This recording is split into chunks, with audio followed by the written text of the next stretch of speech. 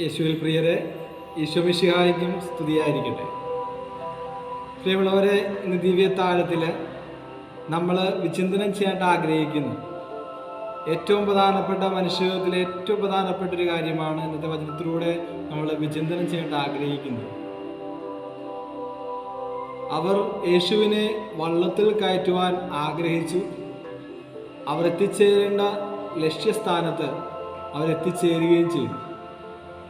യോഹന്നാന്റെ സുവിശേഷത്തിൽ ഇപ്രകാരം നമ്മൾ വായിച്ചു കേൾക്കുകയും 6-ാമത്തെ അധ്യായം 21-ാമത്തെ വചനഭാഗത്ത്, പ്രിയമുള്ളവരെ, നമ്മുടെ എല്ലാവരുടെയും ജീവിതയാത്ര, സഭയുടെ ജീവിതയാത്ര ഒരു നൗകയിലാണെന്ന് നമ്മൾ സാദൃശ്യപ്പെടുത്താറുണ്ട്. നമ്മുടെ എല്ലാവരുടെയും ജീവിതയാത്രയിൽ നമ്മൾ ഒറ്റപ്പെട്ടു പോകുന്നതിൻ്റെ കാരണമെന്താണ്?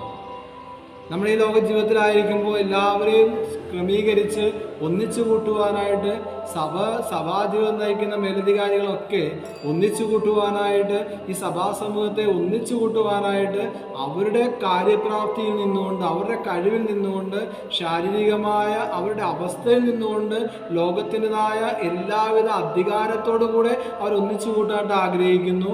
എന്നാൽ ഭിന്നത മാത്രമാണ് എല്ലായിടത്തും നിലനിൽക്കുന്നത്.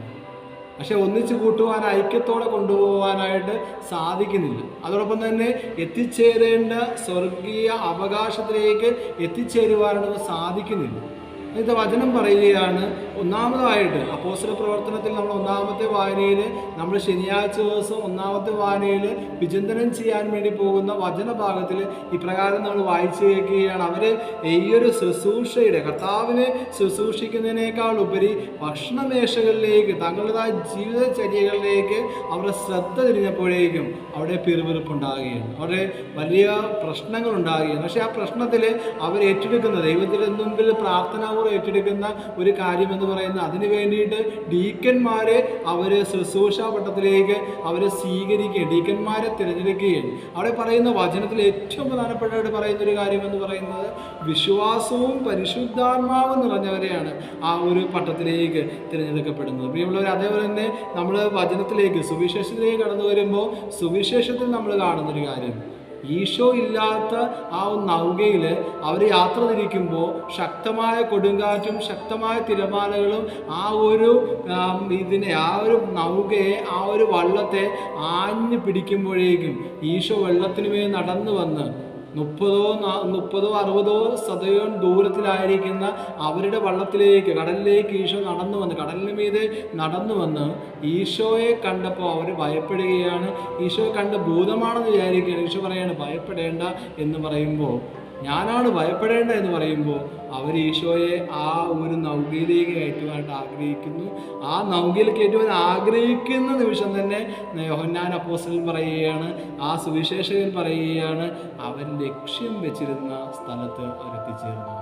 പ്രിയ സഹോദര സഹോദരി, ഈ ശനിയാഴ്ച ദിവസം നമ്മൾ അതീവ ആഗ്രഹത്തോടെ പരിശുദ്ധ അമ്മയുടെ മാധ്യസ്ഥം അപേക്ഷിച്ച് വിദ്യാസഹായ മാതാവിന് നൊവേനയൊക്കെ ചൊല്ലി പ്രാർത്ഥിച്ച് അവിടുത്തെ തിരുബലിയിൽ, മഹത്വപൂർണമായ ബലിയിൽ, നമ്മൾ വിശുദ്ധീകരിക്കുന്ന വിശുദ്ധിയുടെ പാനപാത്രത്തിൽ, വിശുദ്ധിയുടെ പീഠത്തിൽ നമ്മൾ ഒന്നിച്ചു ചേരുമ്പോഴേക്കും, നമ്മൾ ഒന്നിച്ചു ചേർന്ന് വിശുദ്ധ കുർബാന അർപ്പിക്കുമ്പോഴേക്കും നമുക്കും കർത്താവിനെ സ്വീകരിക്കുവാനായിട്ട്, ആവോളം കർത്താവിനെ നാവിൽ സ്വീകരിക്കുന്ന നമ്മൾ നമ്മുടെ ഹൃദയത്തിൽ സ്വീകരിക്കുവാനായിട്ട്, അവരോടൊപ്പം ജീവിക്കുവാനായിട്ട്, നമ്മൾ ലക്ഷ്യം വയ്ക്കുന്ന നമ്മുടെ ജീവിതത്തിലെ ലക്ഷ്യങ്ങളിൽ പൂർണ്ണതയോടെ എത്തിച്ചേരുവാനായിട്ട്, സ്വർഗീയ പിതാവിൻ്റെ കരങ്ങളിൽ ജീവിക്കുവാനായിട്ട്, അവിടുത്തെ കരം പിടിച്ച് ജീവിക്കുവാനായിട്ട് ഈ ദിവസം നിങ്ങളെ സഹായിക്കട്ടെ.